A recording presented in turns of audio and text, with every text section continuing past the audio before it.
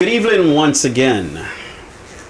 I'm sorry for not having a video last week. Circumstances beyond my control, but welcome back. Let us pray. Father, we give you thanks for another day. Just having us on this side of the soil. We give you thanks, O Lord. You know, we complain about our pain, our struggles, and some of us don't take the time out to give you thanks and praise. So we give you thanks. We give you thanks. I give you thanks from the depths of my heart, O Lord, for those people who may not take the time out to say thanks. Help the sick, the poor, the needy, all those folks that is in the hospital or suffering from some form of death in their family, dear Lord, or heartache and the pain. Continue to touch them. Continue to guide them, dear Lord. In thy name I pray. Amen. Amen. Good evening, my brother. Good evening, my brother. How are you? I'm blessed. Excuse me. I'm blessed. The pleasure is mine having you No, the here. pleasure is mine. I'm glad to be here. Okay. So first thing, Yes. why did you become a Christian? I was raised Christian. My parents were both from the South, and they were Baptists, but my mother converted when I was 3 years old. But I was in church every week. Every Sunday, and then when my mother became an Adventist, for a while I was going Saturday and Sunday. But I was raised up in the church, through generations. I didn't know anything else but Christianity, but I wouldn't want to be anywhere else. What God has done for me is, sometimes I can't even put into words sometimes how good He's been to me. You said you wouldn't be anywhere else. How about, because you have people out there in the world, they party, they have fun. Where's the fun for you? The fun for me, I'm a homebody. I like to be at home. Those partying days are behind me. I've had those days. Going to the clubs, and I'm not going to sit here and act like, I always like to say I'm a Christian, not a saint. So I've had my days when I go out and had a few libations, and but I'm 45 now. I'm just like, go to work. I work from home, so I don't have to get up and go to work anymore. I get up, go downstairs, go to my office, pull my 8 hours, go home. Hug my babies. If I get a couple quiet hours, I'll play some PlayStation. Watch YouTube. Watch a little TV, whatever. I'm a homebody. That's fun for me. Just relaxing, watching football on Sundays. When the wife doesn't have me running errands. That's fun for me. So growing up, what was it like growing up? My parents, like I said, my parents were from the South, and they were very strict, conservative parents. So I had like a really strict upbringing, but it doesn't sound it's not as bad. It wasn't as bad as it sounds. My childhood was actually really good. I loved my childhood. My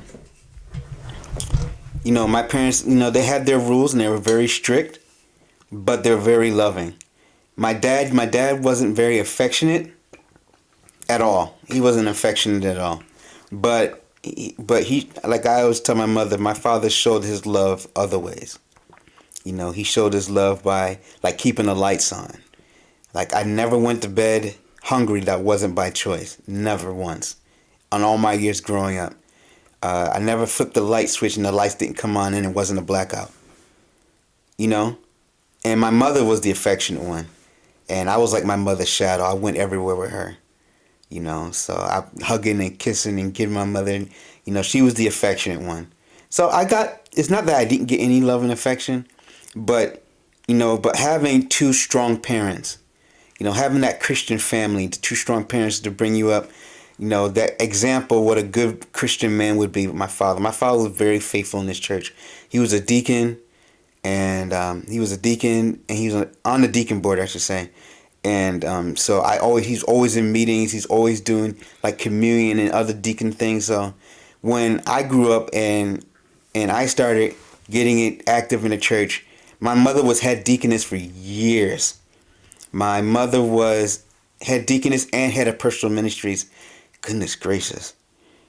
15, 20 years at least. At least 15, 20 years, if I can remember correctly. And she was in community services for a while. She was in the sanctuary choir for a while.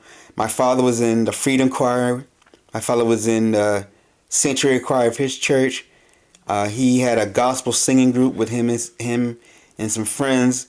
He was a deacon. So my parents were really active in their church, and they instilled that in me. So that's what it was like for me growing up, and I have fond memories. People joke. You hear the comedians joke about having to be in church all the time. Like I was in church all the time. Like Monday was prayer band. My mother would go out with the prayer band. Mm-hmm. Tuesday, I forgot what Tuesday was. Wednesday was prayer meeting. And then Thursday, I think, was prayer meeting at my father's church. Friday was choir rehearsal, because I was in the youth choir at Shiloh. So Friday night was choir rehearsal. Saturday morning was church, was Sabbath worship. Saturday afternoon was choir rehearsal for the youth choir at my father's church, because I remember I was going to both churches when I was a kid. Mm-hmm. So I was in the youth choir at both churches. So Saturday afternoon was after church. I go home, change clothes. My father bring me to choir rehearsal at his church. Sunday I'm in church. So it's just I was in church every day growing up. I wouldn't change it for the world though. I really wouldn't. So when did you decide to stop going to your father church and start going to your mother church?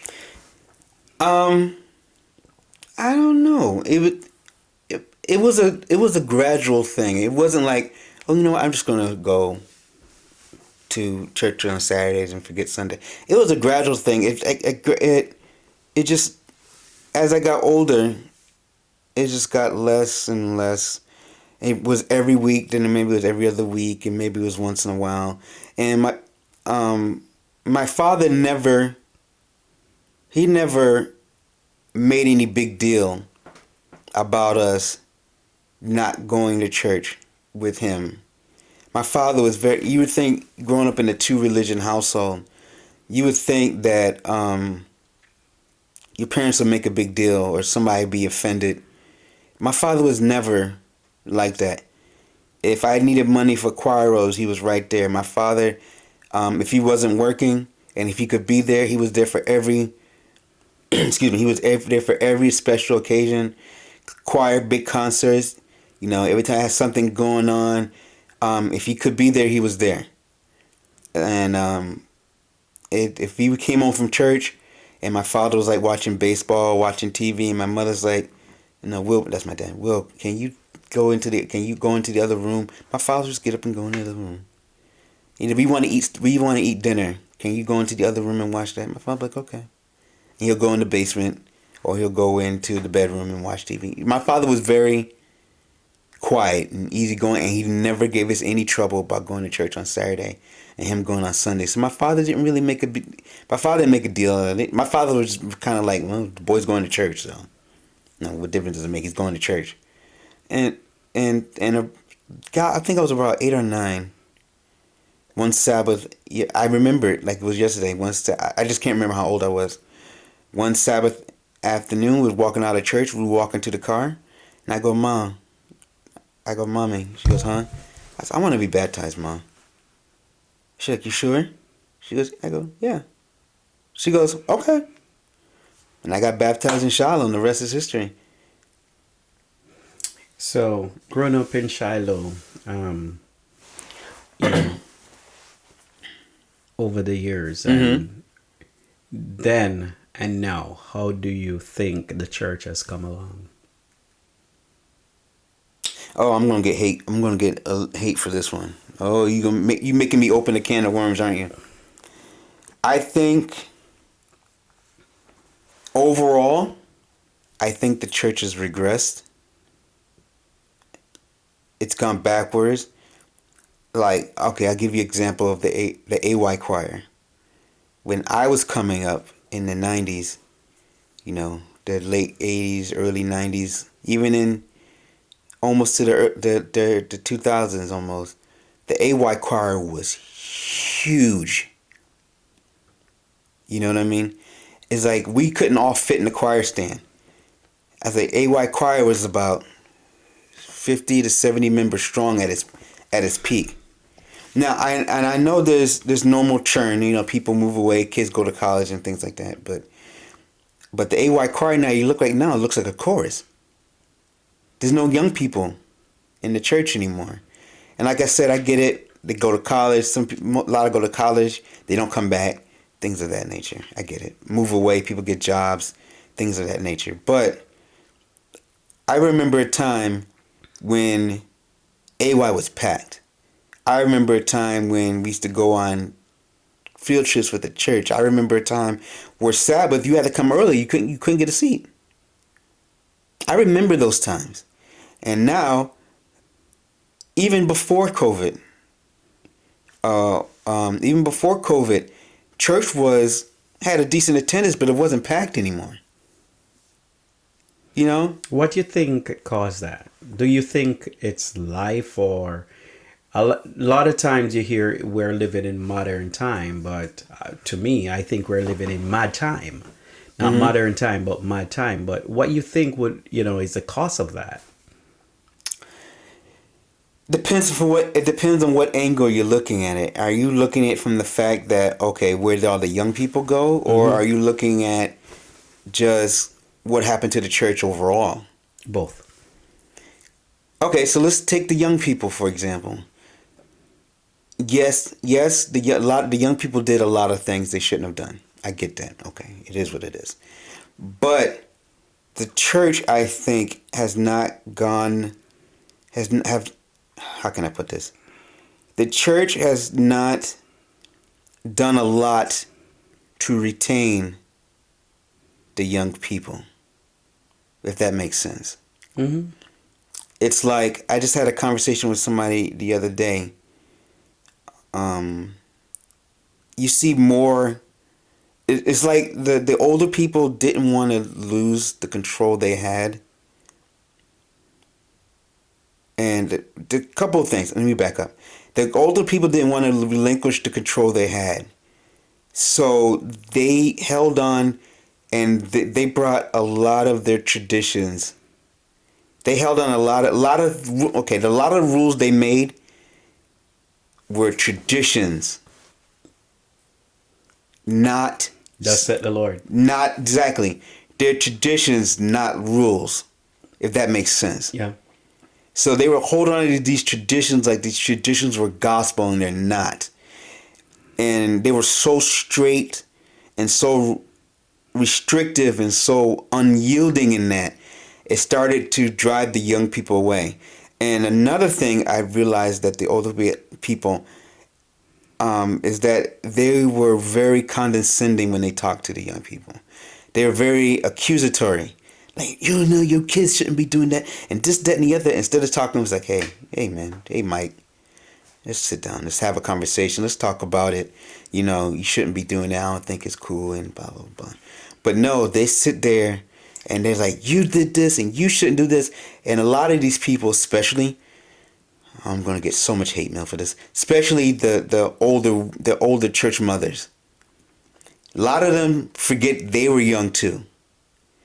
And they got a lot of them got skeletons in their closet. They can't even close the closet door. Some of them, they got so many bones in their closet. But they're too busy trying to force the closet door open to show the skeletons that the young people have. It don't work that way. It is what it is. But go ahead. Keep going. So you have that. The young people don't feel appreciated. They don't feel like the church wants them there. And with the young people who did hold on and keep coming, they start dropping off because, especially the young girls, because when they make a mistake, they feel that the church doesn't have their back. Like I said, these church mothers, a lot of them forget they were young. They forget they were kids.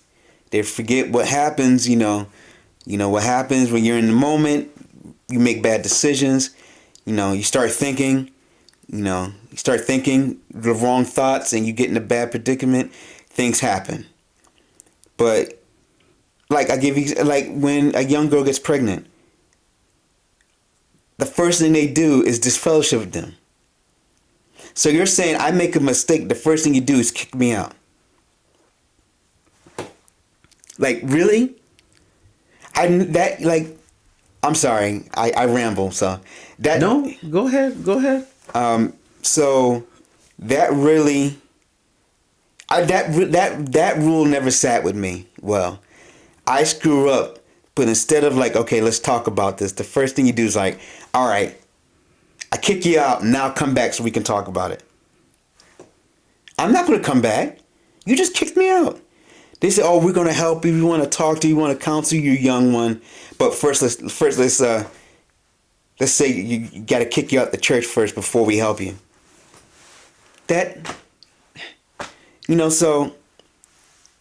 So that's, I think that's another thing that happened to the young people too, So what you think the church can do better to keep the young people in the church?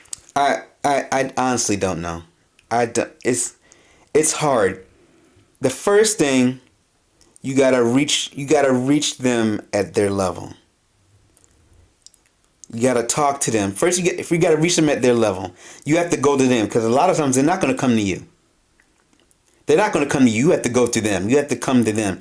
Like Jesus went to the people. He didn't sit back and wait for the people to come to him.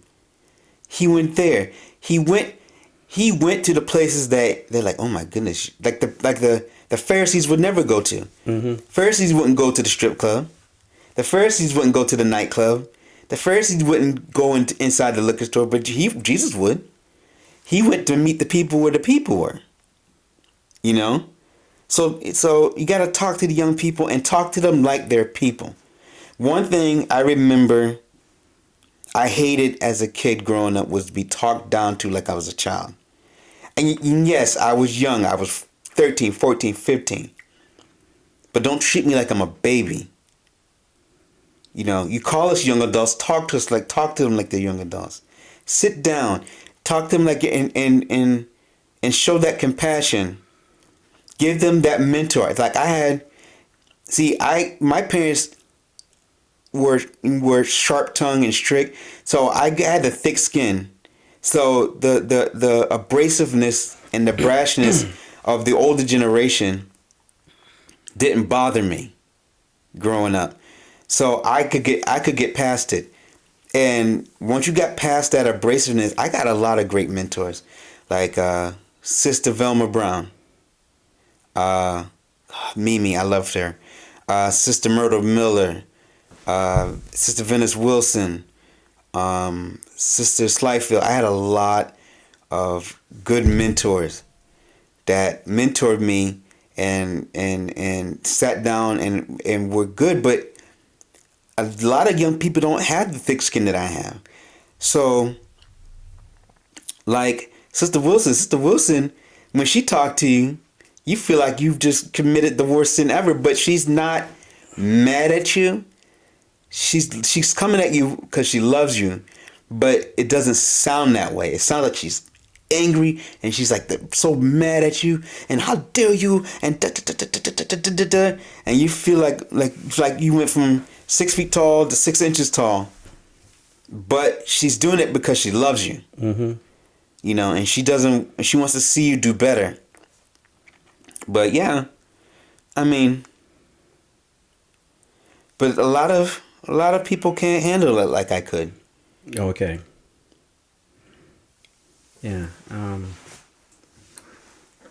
growing up in church, like I love church because that's all I had. Mm-hmm. Because my grandfather told me that I couldn't go to church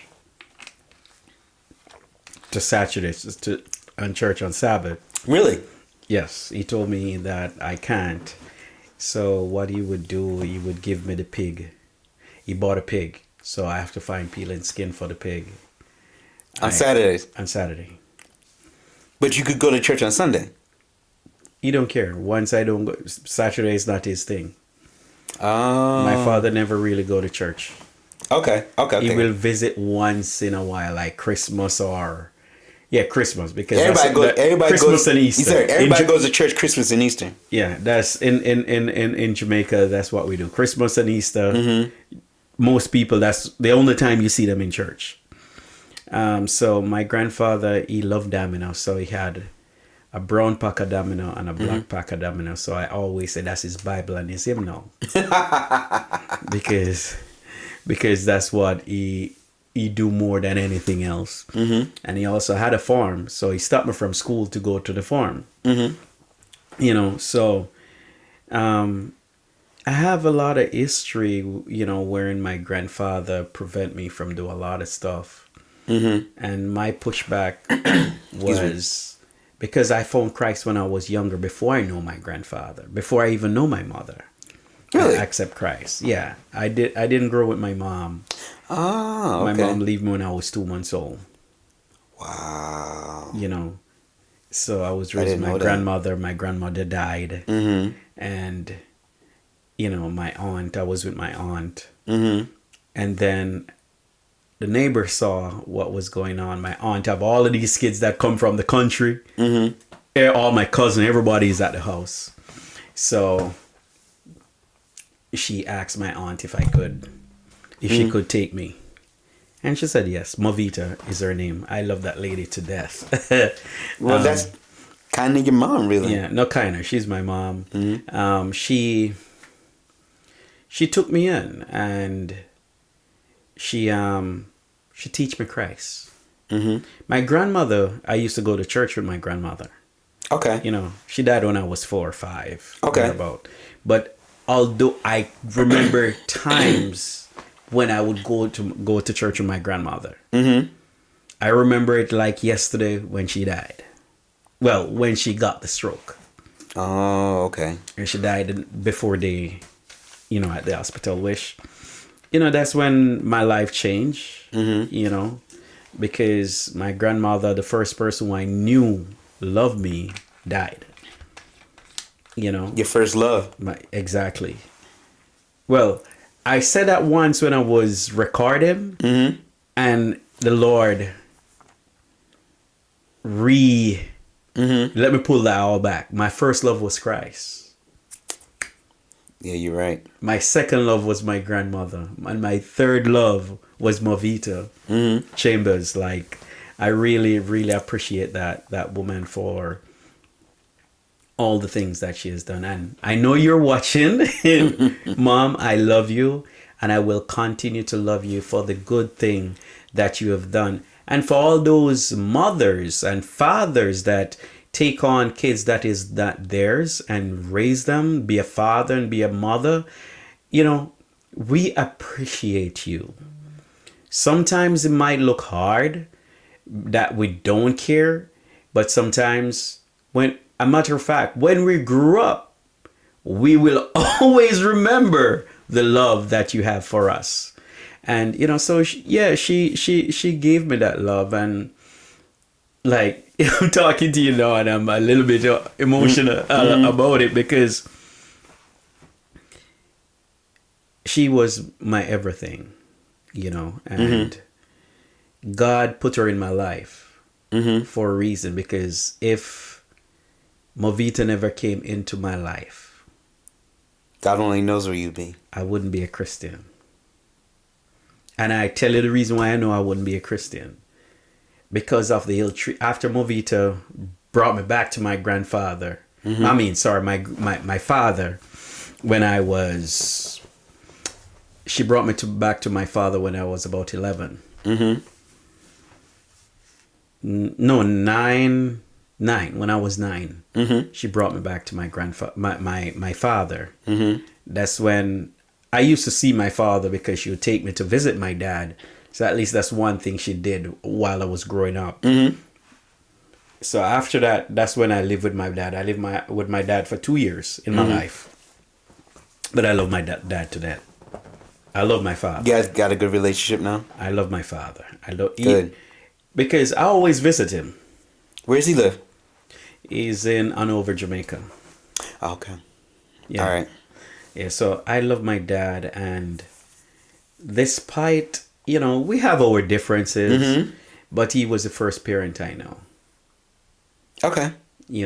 So when my mom came into my life, that's when that's when everything turned upside down, topsy-turvy. I have cousins that would rob me at school, take my money. Cousins? Cousins. They were robbing me before I even know that they were my cousins in school. They were bullies. My mother's side of the family. Did they know you? No, they didn't know. So what happened? And even when I know them, a few of them still try to, Seriously? Oh yes. Oh yes. But my goodness. I grew up thinking Mavita always said turn the other cheek. You go to Sabbath school and you hear, turn another cheek. Don't do what the person do to you. Yeah. So for me, I take that as in I'm not supposed to fight back. I'm not supposed to push back. So people used to just abuse me. Yeah, I was bullied mercilessly when growing up. Mainly because I've been overweight my entire life. So I just got picked on mercilessly, and it was difficult, but times were different back then. You know what I mean? So you had to deal with it. Well, you had to toughen up and just deal with it. Well, the thing is, when I learned as a young man that the Bible don't tell you to be stupid. Tell you to be humble, to be kind, to be courteous. When you think about King Solomon, when he used to tell. He just tell whoever fall on that person. He didn't say kill, but fall on him. Which you know what fall on him means. Yeah, exactly. And so, and they say he was the wisest man. He was a great man. And as you can see, when they even tried to kill him, the Lord always worked out a way for him to escape. Exactly. And I think that's what the Lord did for me. Even my favorite story was about the robe, the robe of many stripes. And when I think about Joseph, what he went through with his own family. Oh yeah, Joseph, man. Wow. Like, honestly, like, when I see what he went through, literally my life was like that. Growing up, my own family. Yeah, I didn't have it that bad growing up, fortunately. I was fortunate. So,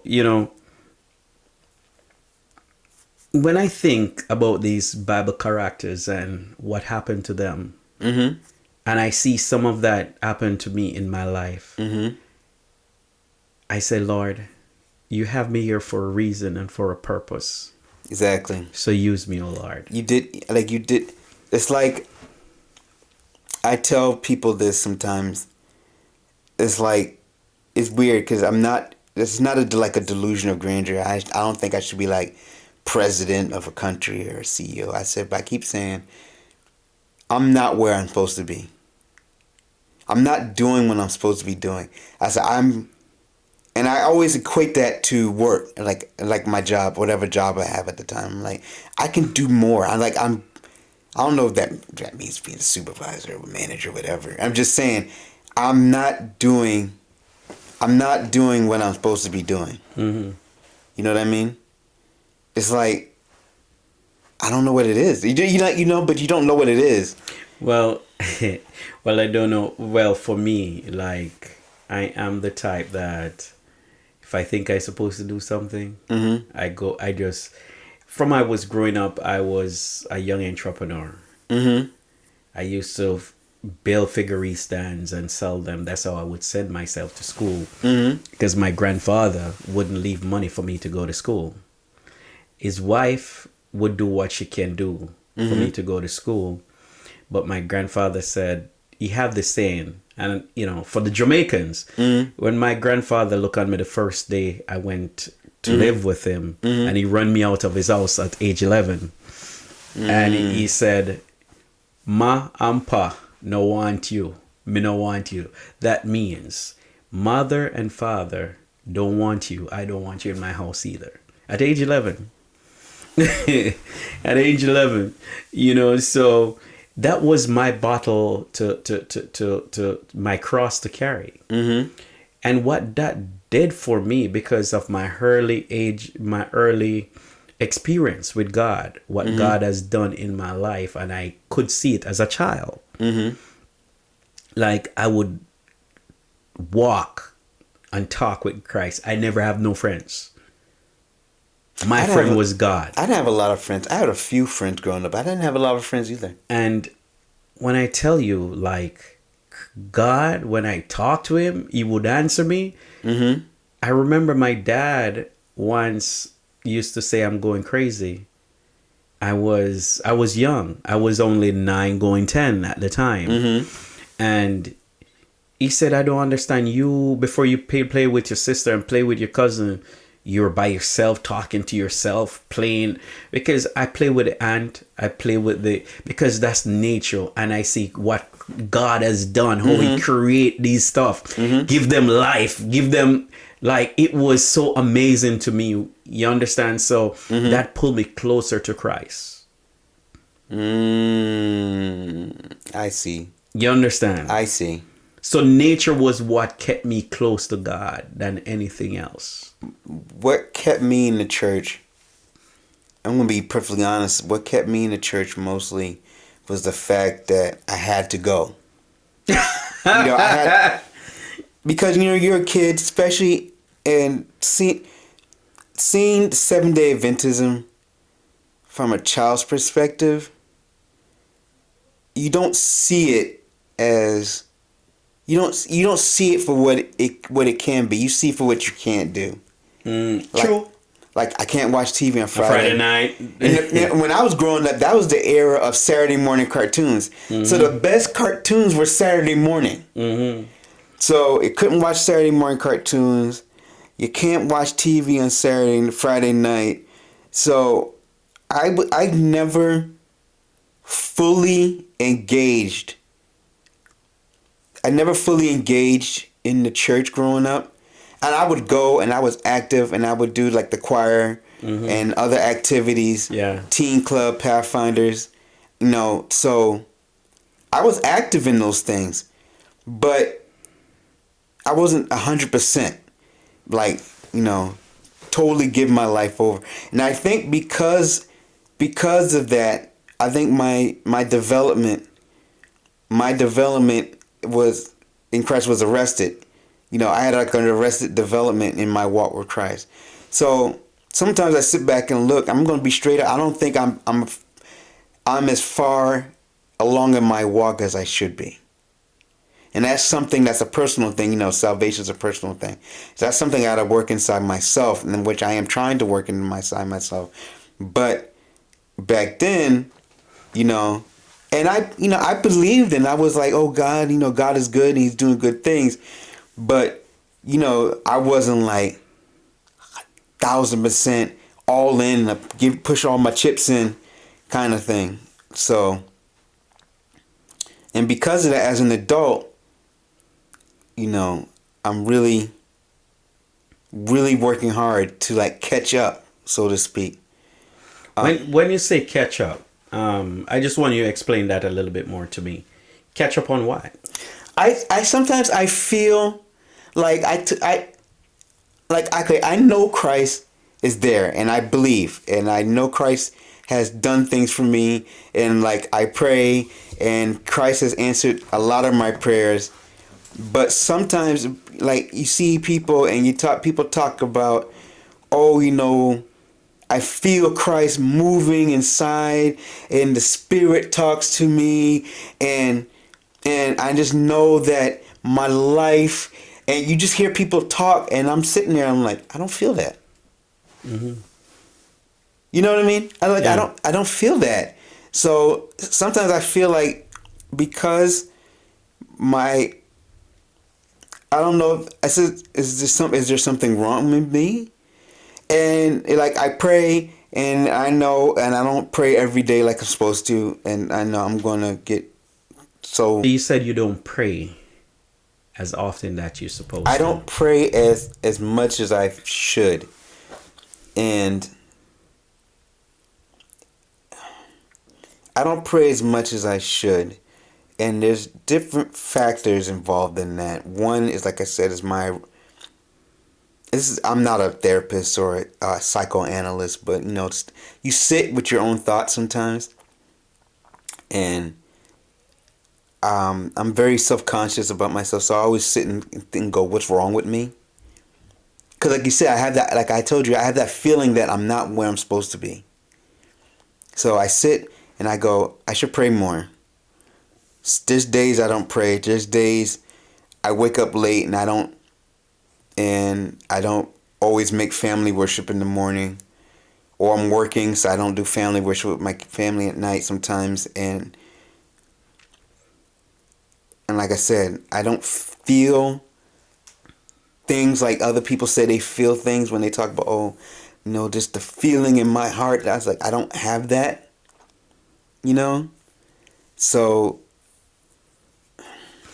I'm going to say this to you. I'm not to shrink, but I'm just, the Holy Spirit just lead me to say,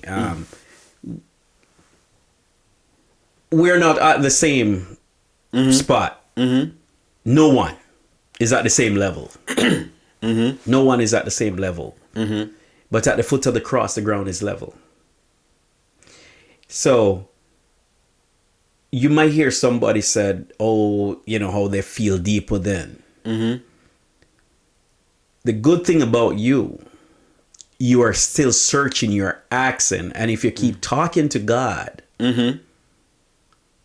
He will answer your prayer.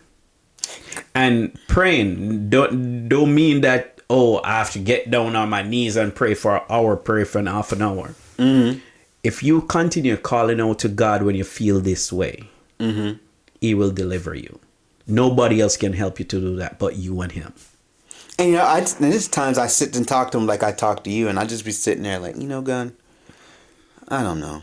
It's like I'm talking to a buddy. But that's the way you're supposed to. Like, a lot of people think that they have to, the Lord this and no. Oh, don't get me started. You talk to God in your own way, how you want to talk to God. Because everything you do is between you and God. It's not between me and you. It's not between you and your kids and your wife. It's about your willingness to come to Him and tell Him how you feel. And for you to listen, not just telling Him. But sometimes when you ask Him, you just need to just move from your phone, move from everything, and just get a quiet moment. If it is 2 minutes, if it's 3 minutes, if you can at least do that, every single chance you get, you can reach out and say, Father, this is how I'm feeling today. This is my heartache. This is my pain. This is what I'm going through. This is what I'm thinking. This is my problem, Lord. You know what my problem is. Help me. He will help. It's not that hard. A lot of people don't know how to pray. But I'm going to say, just talk to God. Talking to God is communicating with Him. Prayer, people get, and I mentioned this before, people have this idea that prayer is supposed to be this grandiose thing. You like, and they think, Father, great Jehovah, Great one and Jehovah, King of the sky. Yeah. I'm like, it's I'm like, I just talk to God. I'm like, hey, God. Some days I don't even talk out loud. I just be in my head because God hears your thoughts. So I just be like, hey, God. In my head, I'm like, hey, God. I don't know. Things, haven't going right. Things at home or this and, I don't know what's wrong with me. I said, I don't know what you want me to do. And I'm just rambling. Like I'm rambling to you now. I'm just rambling. And, because, my brain just is always firing back and forth. So, so I be talking and be like, and, by the way, and I'm just sit there for sometimes 10, 15 minutes, just blah, blah, blah, blah, blah. Well, you're communicating with him. Yeah. But I don't sit there and do all these like, oh, King, this. And I like, and just sit there in church and they're doing those prayers. I'm like, who are they talking to? Exactly. Like, who are they talking? Exactly my point. Because even in the Bible, when the Lord's Prayer, He said, "Our Father, which art in heaven, hallowed be Thy name. Thy kingdom come on earth." Yes, God got His. You give God His praise, but you don't have to do it. You don't. I don't feel extra. Extra. Most of the time, I think people pray for other person to see them. It's for show. Yeah, exactly. They're praying for show. Yeah. Like, even, like, I've read multiple passages where, like, with Ellen White, she said you shouldn't pray that way. But the Lord teach us how to pray already. Yes. Why we're not adapting how the Lord teach us to pray? Like when, as an elder, when it was like my turn, my assigned week to pray in church, you know what? I took the Lord's Prayer in my head and I used it as a guide.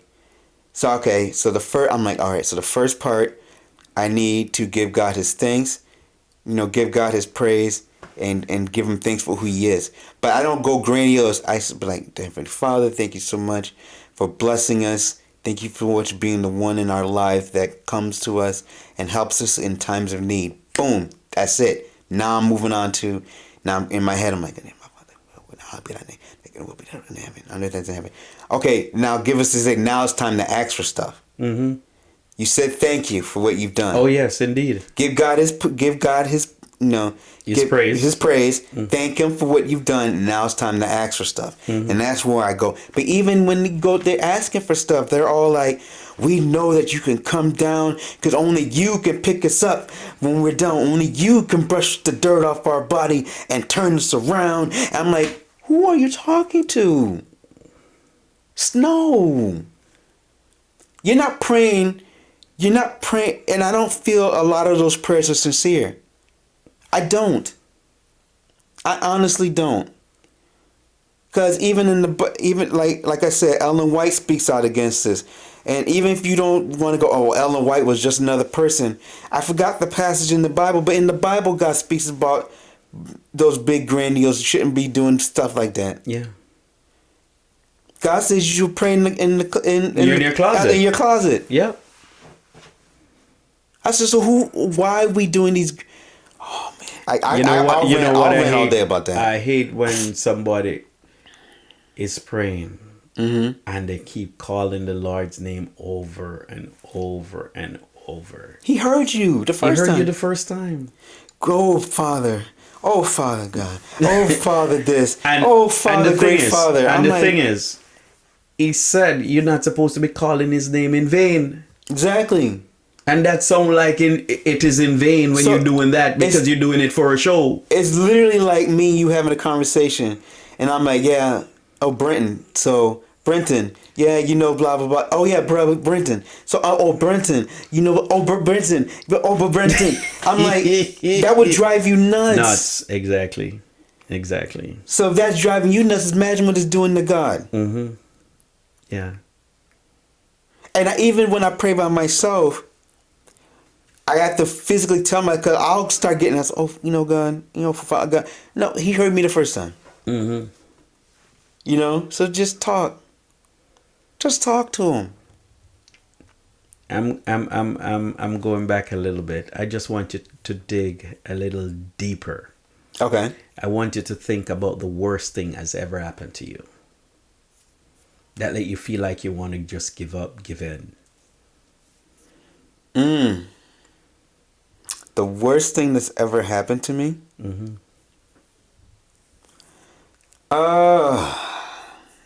I don't know really. I know there's been days where I feel like, what now? You know, like, what now? What else could go wrong? And there's a lot of times where I've gotten like that. I like one time. I was younger. I was maybe 20 something. I got fired from one of the best jobs I've ever had because they wanted me to work the Sabbath. And I quit. I stood up and God says, you stand up for me, I'll stand up for you. So I quit. I told him thank you, but no thank you. And I quit.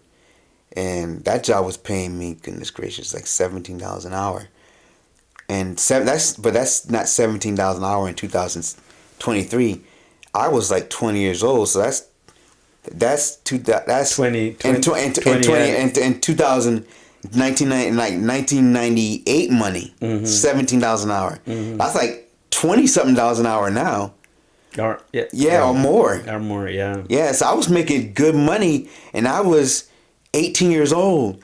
And you telling an 18-year-old to give up a $17 an hour job in 1998, 97. But I did it. And I applied for another good job, and they wouldn't take me because of the Sabbath. And when I worked at T-Mobile, I was better at my job than half the managers. But they wouldn't promote me because managers are mandatory Saturdays. Mm-hmm. And sometimes I just sit there and I feel like I'm getting passed up, and I'm not, and I'm like, what next? But even at my worst, even though I feel my worst, there's still a spark of me is like, you know what, God's got my back though. Mm-hmm. I was like, I said, oh, it happens, just keep it moving. So always remember, God have your back. Yeah, I know. Even when you think that, I don't feel like a Christian today, but just remember, God have your back. Yeah, there's days, where you're just like, I like to tell the joke. I was like, I love my wife. This April 26th, next April 2024 would be 15 years. 15 years married in April. And I joke and said, there's days I wake up and I look over at her and I said, you're the best thing that's ever happened to me. Then there's mornings you wake up and you look over and go, oh my God, you're still here?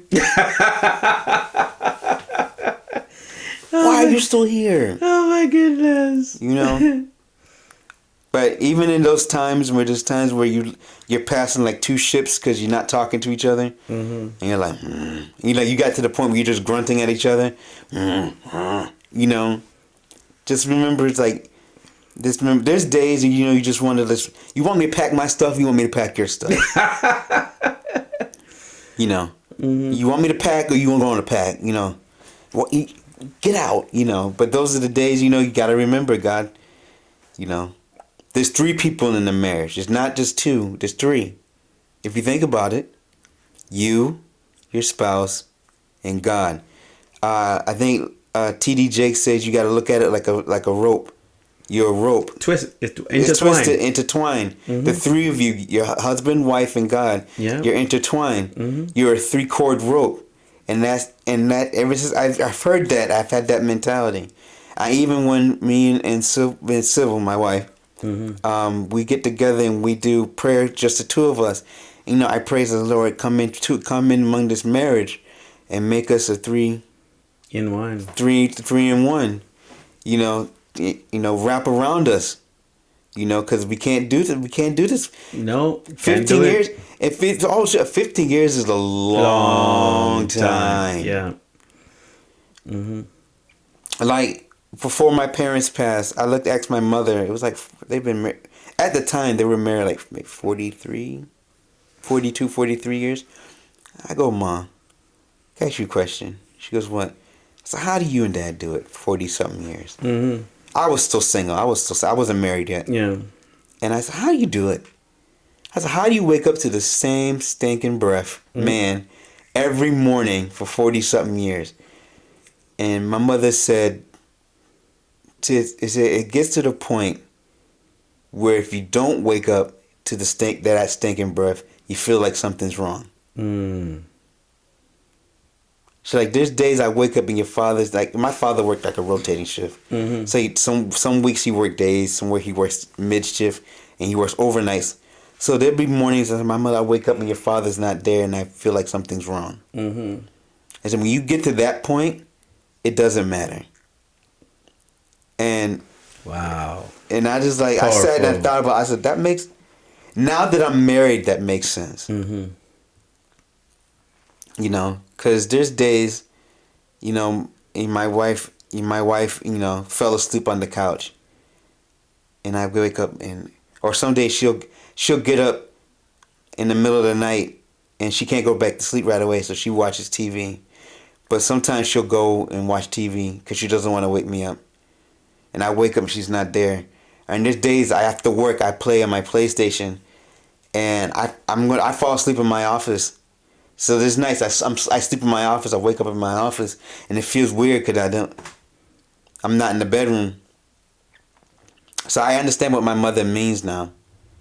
You know, and there's days I'm so mad at my wife. Oh my goodness gracious! If she's mad at me, I'm just like, I know, I'm done. I'm not gonna lie. I'm like, there's days I'm like, you know, I'm done. I'm done. I'm done. I'm done. I can't do it no more. But that happened in a lot of marriages. Mm-hmm. You know, because remember, the both of you are two different persons. Exactly. And you know, you do clash. Exactly. It's just for you to know that, look here, we argue about this, but we pick up the broken piece and we move on. We're not going to bed without talking or getting it over, you know. Exactly. Because you see, when people don't understand, like this, your life can be sniffed out. Mm-hmm. Just like that. So I always say, you don't know when God ready for you. So always go to your bed feeling blessed. And there's no way you can be angry going to your bed and have God on your mind. Good point.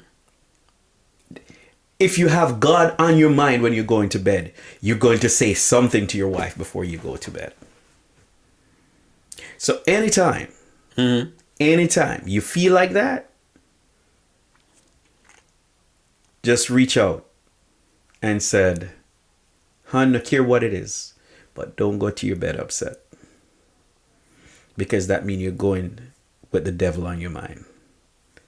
Because when the devil, I've heard that a lot. when the devil take over, you forget about God. So you're upset. You're in your own feelings. And God always give off Himself. Yeah, there's days that I'm gonna admit we even, that going to your point of being two different people, we even address like disagreements differently. I'm like my parents. My parents were very fiery, so they say what they gotta say. When my parents argued, it was like a thunderstorm. It'll come in fast, it'll be violent, and it'll be over. Like, do this and you blah blah blah blah blah blah blah blah. But after about a couple minutes of that, it'll be quiet. It'll go still in my house. Then my father will be like, Viv, like my mother, Viv, what do you want, Wilburn? I'm going to the store. You want something? Yeah, bring me a donut from Dunkin' Donuts. Okay. And now they're talking again. Like nothing happened. You have to use something to break the ice. Yeah. And so that's me. So when me and my wife get into it, and I'm like, I say what I gotta say. Once I say what I gotta say, I'm done with it. I don't want to talk about it no more. But my wife, she's from the island, brother. She's from the islands. Today is Wednesday. we get into it now. I don't hear her voice again until maybe Friday. So this going to bed angry thing, like she'll if I'm like, and I force her to talk. That's what another thing she says. I can't stay mad at you because you forced me to talk to you. Because I go to you and go, hey, hey, how you doing? Hey, honey. Hey, I'm like, hey, hun, where's this? Hey, hun, where do you put this? You know where it is. He's like, I force her. I make her talk to me. Mm-hmm. So she can't stay mad at me as long as she wants to. So she'll not be mad for me a day. Then we talk. We hash it out like a day. Sure, she's not gonna mad with you when she see this. She's not gonna like this. She gonna be like, oh, you telling all our business. She's a very private person, and some degree I am too. But you know, once you get me talking, I'm like, blah. Okay. Well, I just want you to talk a little bit more about your hip and how that comes along. I'm sorry, your what? hip. How that comes along. Yeah. I need bilateral hip replacements, but I'm still too heavy to get the hip replacement surgery. What was the cause of it? Of my hips, osteoarthritis. I'm so sorry. Arthritis runs in my family on my mother's side, so it's in the genes. And you take that I'm overweight, so I got the arthritis gene already, hereditary wise, and then you got the added pressure of being overweight, and it just wore the hip joints out. So, just a lifetime of bad habits, bad eating, not taking care of myself with exercise and diet. So now I'm at the point where I can't move. I walk with a walker. I'm in constant pain. But I don't let it, I try not to let it bring me down. There's times where I sit there and I feel like I'm not the husband I'm supposed to be because I can't take care of the house like I want to, or there's do-it-yourself projects. Or sometimes the wife just does it. I do the best I can, and sometimes the wife helps me out. And some of these little things that she does, she's like, "Oh, I'll just put this up," and I feel like sometimes I feel like less of a man because I can't play with my kids like I want to, So that gets to me sometimes. I get down about that, and and losing weight when you're stationary is hard, especially when you have like junk food addictions too. Mm-hmm. So I'm working through that. Got a counselor I talk to. Mm-hmm. With my food and stuff I deal with, and other stuff I deal with. So I'm working on that, and losing the weight part is hard because, like I said, I can't really move like I want to. Mm-hmm. Then I don't. This goes into my mental health. My mental health that I'm dealing with. It's hard for me to stay motivated. It's hard for me to stay motivated, and with the depression I'm battling. I've been diagnosed clinically depressed, ADHD, depression, and obsessive compulsions. So I'm dealing with my mental. So all that it's been holding me back. But like I said, anything is possible through God, and I talk to God about it. But it's just so hard, and I'm lazy. I'm gonna be real with you. I'm lazy. I'm lazy, and I'm unmotivated, and I'm just be honest, and that's hard for. I think a lot of what's wrong with me or what I haven't accomplished in life is because I have these things holding me back. I have these chains of depression. I have these chains of ADHD. I've had these chains of food addiction. Mm-hmm. I have these chains, and all these chains are holding me down. I imagine what, and back in the days, there wasn't a focus on mental health like there is now. Mm-hmm. So imagine what would have done if if I was a kid, and my parents took me to a therapist when I was a kid, and they saw these things in me when I was a kid, I was just hyper. Back in those days, you were just bad. Spank you and sit down. Get a smack in the butt and you sit down. You weren't taken to the doctor and shown. In the island is the same thing. In the island, because back in, well, I can speak for Jamaica. In Jamaica, kid running around is either you have too much sugar, right, or you're being disrespectful. Exactly, same. Right? Same. So basically, you're going to get a spanking. Exactly. Even though you cannot tell most Jamaicans, right, majority Jamaicans, to go and see a shrink. You can't get black. My parents are from the South.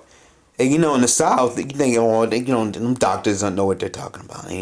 You can't get a black person to go to the doctor. You couple that with the history in this country of black people, how the medical community hasn't always been friendly to the African American community in this country. So there's a ingrained distrust for the medical community already. In the Caribbean too. So taking care of your health in general, never mind your mental health, just taking care of your health in general. Getting a black person to go to the doctor is like pulling teeth. In Jamaica, they use the bush doctor. Your grandmother tell you to go and pull 2 bush. Exactly. In the South, they didn't go to the doctor. Oh, get a cabbage leaf, boil a cabbage leaf, get my herbs and.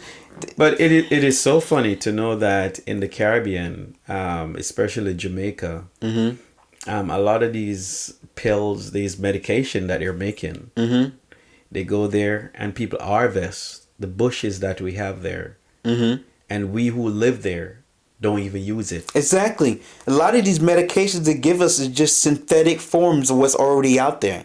We just got to figure out what it is. But I still don't believe that's a reason why you shouldn't go to the doctor. You still should go to the doctor.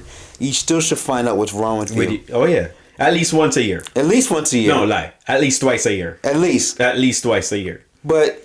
But now in the last say 4 or 5 years, I've really taken a focus on my mental health, and now that I've done that, I go back in my life and I sit there. I'm like, holy mackerel, how my life would have been different.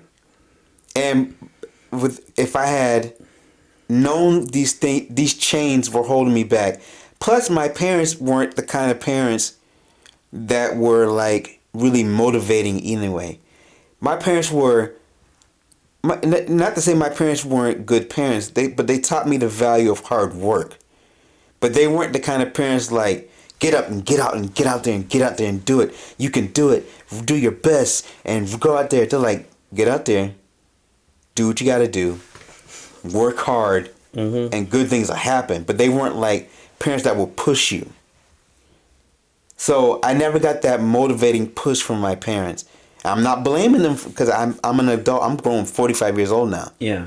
I'm just saying that I never got that motivational push from my mother and father. Plus, coupled with all my mental health issues of the depression and everything holding me down, and so I never got. So a lot of that, what happens to in youth is how you forms your adulthood. So because I never got that motivational push, and I didn't recognize, I never had the opportunity to focus on my personality disorders and stuff like that. Couples the fact that now, so not only I have to lose weight, but in order to lose weight, I have to figure out. You have to figure out. I got to figure out what's going on. Because you can't get the car to run if the engine's not right. So now I got to rebuild the engine. The first thing you got to do when you restore a car, you got to rebuild the engine. What good is working on the outside, on the body of the car if the engine's crap? So I got to rebuild my engine. And one of the things I got to work on is motivation. Because I'm a procrastinator. I am. But I've been reading symptom of a ADHD. That's one of the big symptoms of ADHD in adults. They call it time blindness. I thought it was something that those Gen Z kids, them lazy Gen Z kids were talking about. Oh, is a reason for them to get out of work. But when I started focusing on my mental health and I got diagnosed with adult ADHD, that's attention deficit hyperactivity disorder, for those who don't know. And I start studying how it affects adults, because it affects adults differently than it does children. And I start reading, and one of the big things with time blindness is procrastination. You lose track of time. You don't see, and the time passes for you differently depending on your mood. So, and people are like, well, that's everybody, but it's different for us. There's times where I'm supposed to be doing something and I get distracted easily. Mm-hmm. And next thing you know, I've lost 2 hours and I'm supposed to be getting something done, like for work, and I've lost like an hour and I'm like, oh my goodness, I lost an hour because I got distracted. Or I could be looking something up and a thought will pop in my head. I'm like, okay, and next thing you know, I'm looking up whatever that thought was, and I've just totally disregarded this other thing. My wife could tell me something now, come back to me an hour later and ask me about it. Wow. And go, hey, remember such and such and such? When did you tell me that? Wow. She's like, I just told you. Mm-hmm. And I'm very forgetful. Very forgetful. And I'm just like, I'm like, my brain's like a search engine. It'll come back to me eventually. You just gotta put the search. It's like, remember I told you this? Mm-hmm. You didn't tell me that. Yes, I did. When? Remember I told you and this, that, and the other. Oh yeah. I have to write down things or put it in my calendar when she tells me these things, because I won't remember it later. She's like, you remember I told you? You did? It's in the calendar. Oh, okay. Which country is she from? St. Lucia. Yeah. Beautiful place. I've been there once. Beautiful place. But yeah. It's like my brain, I have the attention span of a housefly. Like even talking to you now. Like I told you before the interview, you got to keep me on track. Because I'll be talking about, and like I said, I'll ramble and I'll go on and on and on. Something will pop into my head. Then I'll just go and I start talking about that box over there. Oh yeah, by the way, you know about the thing in the church and the thing. Oh yeah, so and that goes into, and I'm all over the place. Well, I'm just gonna say, for those that is watching, our brother, he explained what he's going through. And if you're going through it too, please feel free to reach out to us. And, we will, whatever assistance we can give to you, we will. So it's Aassistmedia. So it's Aassistmedia with an extra A at the beginning. And, it's .com if you want to go to the website. Aassistmedia at gmail.com. That is the email address. And aassistmedia.com. So you see what my brother is going through. And we're here at Assist Media. We can help you in whatever way, shape, and form. We will find the resource to help you and to talk with you. So you can find us at aassistmedia.com or aassistmedia@gmail.com. And feel free to reach out to us. Email us. Tell us how you feel about our... If you don't mind, I would even tack on, even if you just wanted to talk to somebody, even if you have something you want to get off your chest, even if you have a question. I said that's another thing. I would love to be. I have a brain full of like old Southern wisdom I got from like my aunts, uncles, grandparents. I said, if you have questions, you need advice about something, just write in. I'll answer your questions on camera. Oh I'll yes. do a little. I'll do a little advice section. I will answer your questions. We're here. We're here to help you. We're here. I'm officially. A part of us. I'm officially My joined. co-host. I'm officially now. I'm a part of the Assist Media team. How you doing? My name is LeVon. I'm officially part of the Assist Media team, and I'm here to help. If you have questions about anything, whether it be family, religion, anything, I'm here. If I can't answer it, I'll find somebody who can. I'll get you the answers. Yeah, so call in. Feel free to email us, or just reach out to us, and we will be here to give you the whatever you seek. We will try our best to assist you to find it. So please continue to watch, continue to join us, continue to share. We need a subscription. So continue to subscribe and to send this to your friend. Tell them to subscribe, to share, and always give us that thumbs up.